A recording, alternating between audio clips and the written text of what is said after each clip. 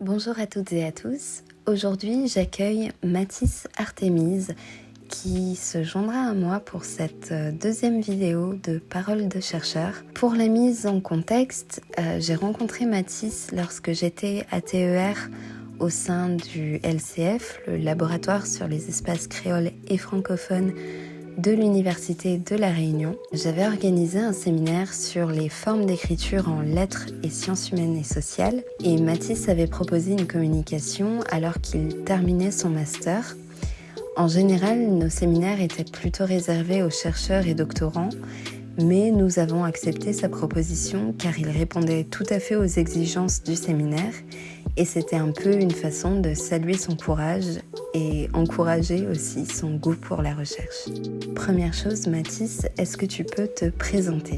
Bonjour Morgane, je m'appelle Mathis Artémise, j'ai 25 ans. Je suis actuellement doctorant en première année de sociologie à l'INED et à la Sorbonne, plus précisément au GEMAS et au détachement CNRS du GEMAS.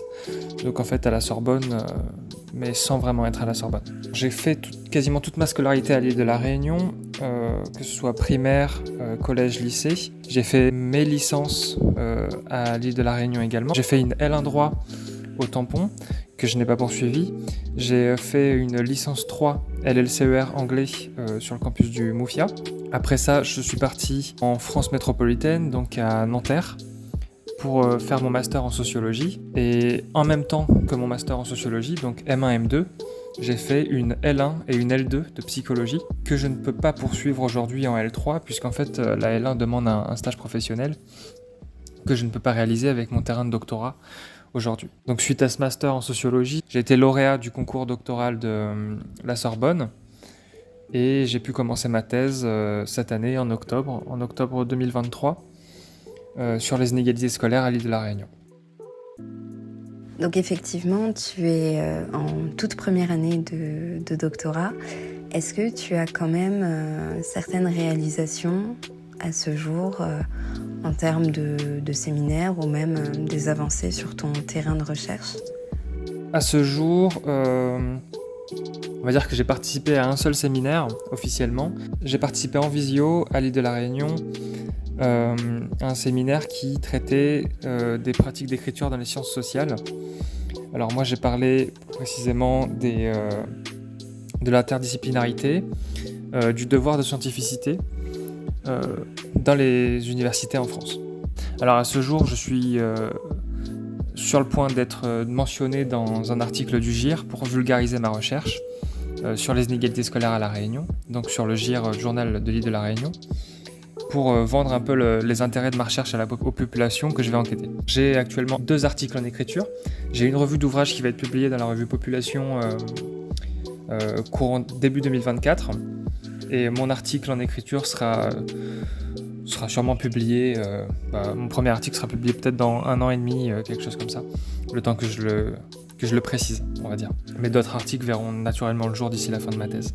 Est-ce qu'il y a des aspects de ton travail qui te font vraiment aimer ce que tu fais en ce moment ?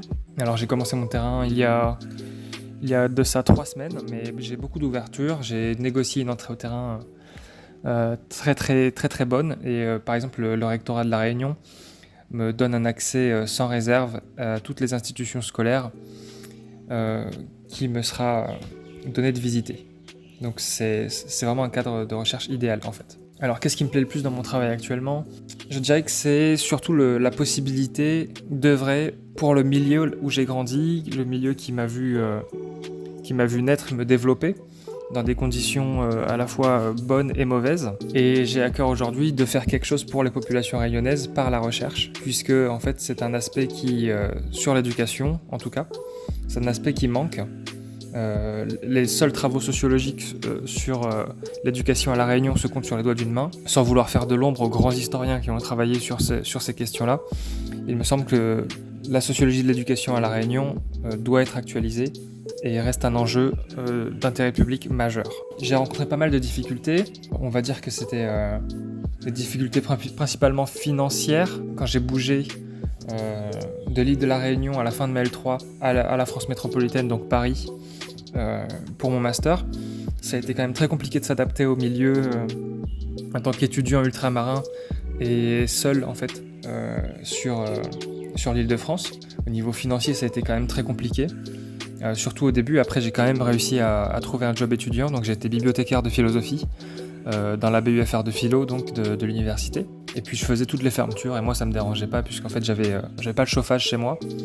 Et la BU elle était chauffée, donc en fait pendant plus de la moitié de l'année je faisais les fermetures et j'étais quand même bien content de ça. Et je pouvais travailler également vu qu'en fait il y avait quand même pas beaucoup de gens.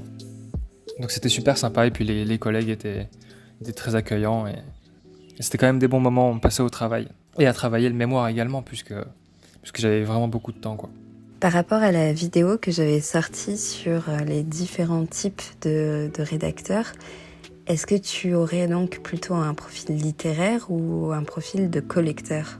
J'ai un profil beaucoup plus littéraire que collecteur, c'est-à-dire que pour moi, écrire, c'est aussi mettre en discussion mes a priori et différencier ces a priori par rapport au terrain et à mon objet de recherche, par rapport aux réflexions qui resteront, qui émergeront plus tard avec la littérature et le terrain.